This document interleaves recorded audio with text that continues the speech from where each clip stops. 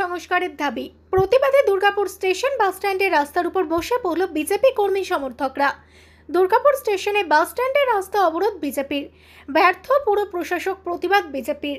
বেহাল রাস্তা সংস্কারের দাবিতে রাস্তা অবরোধ দুর্গাপুর স্টেশন বাস স্ট্যান্ডে 8 ঘন্টা অবরোধ চলে।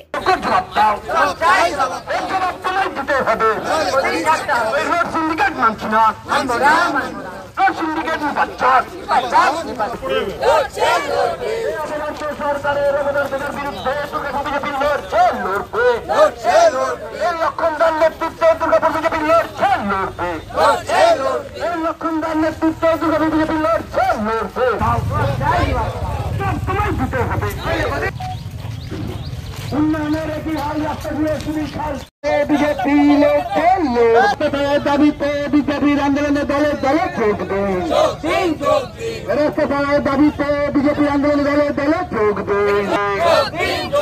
এখানে পথসাথী রাস্তা জুড়ে ভৌতবাদী এই তৃণমূল আর না।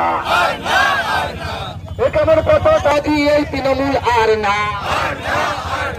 এখানে পথসাথী রাস্তা জুড়ে ভৌতবাদী এই তৃণমূল আর না।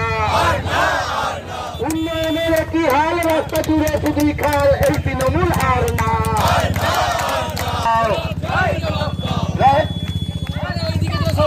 রাস্তাঘাটের বেহাল দশা কর্তৃপক্ষ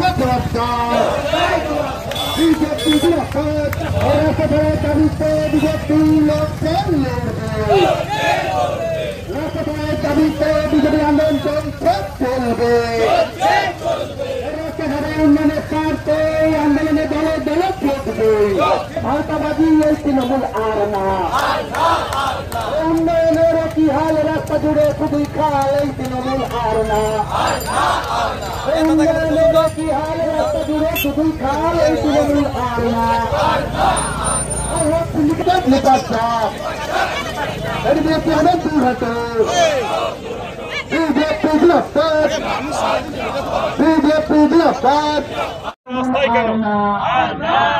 আপনারা জানেন যে Durgapur bus stand, Durgapur rail station এবং সামনে Durgapur barrage, north Bengal south Bengal দূরপাল্লার বাস চলাচল করে।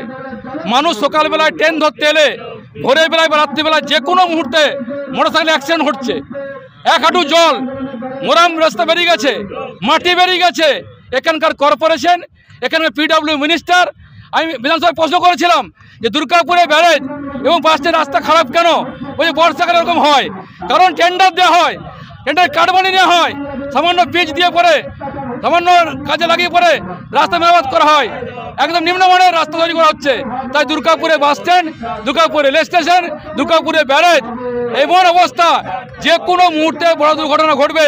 বারবার বলার পরেও কোনো পদক্ষেপ গ্রহণ করেননি। তাই বিজেপি যুব মোর্চা প্রতিমন্ডলের নেতৃত্বে আজকে আমরা অবস্থান বিক্ষোভ করছি, প্রতিবাদ আন্দোলন করছি।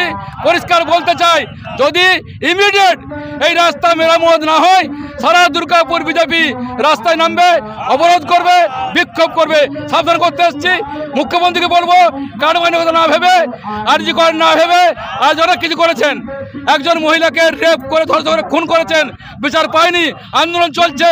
সারা বাংলা অন্ধকার, সারা বাংলায় চুরি চামারি বাড়ছে, ছিনতাই বাড়ছে, দুর্নীতি বাড়ছে, রাস্তা মেরামত হচ্ছে না। আমরা দৃষ্টি আকর্ষণ করছি মুখ্যমন্ত্রী, কর্পোরেশনের, পুলিশ ভর্তির, এসডিও, বিডিও, ডিএম এর দৃষ্টি আকর্ষণ করতে চাই। যদি ইমিডিয়েট ব্যবস্থা না হবে তাহলে আমরা বড় আন্দোলন করব, অবরোধ করব, বিক্ষোভ করব, দুর্গাপুরকে জ্যাম করে দেবো। তাই বলতে এসছি।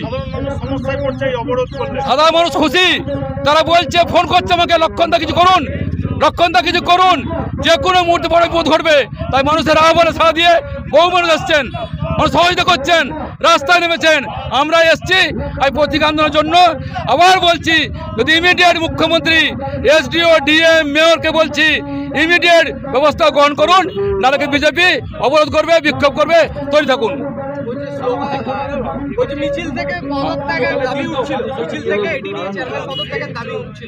এখানকার পিডব্লিউ মিনিস্টার, এখানকার মেয়র নির্লজ্জ হবে। 2 বছর পেরিয়ে যাওয়ার পরেও ভোট করেনি।